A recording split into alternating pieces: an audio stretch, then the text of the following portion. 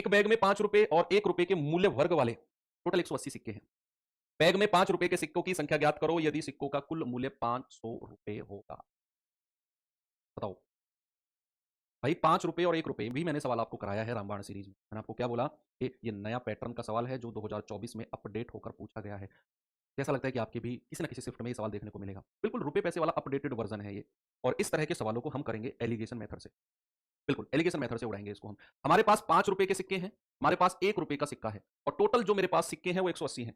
अब हमें ये दिया ही नहीं कि किस रेशियो में है वो कॉइन, बस बोल दिया टोटल 180 सिक्के हैं।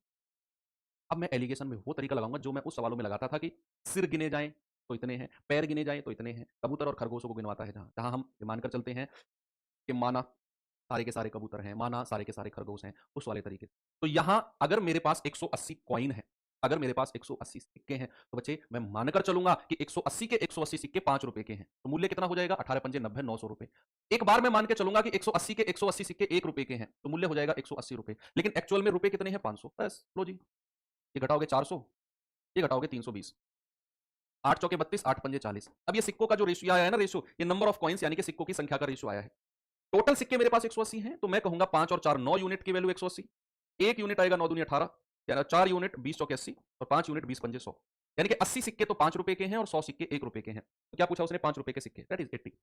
इंपोर्टेंट मार्क करना, स्क्रीनशॉट ले लो, बहुत अच्छा सवाल है।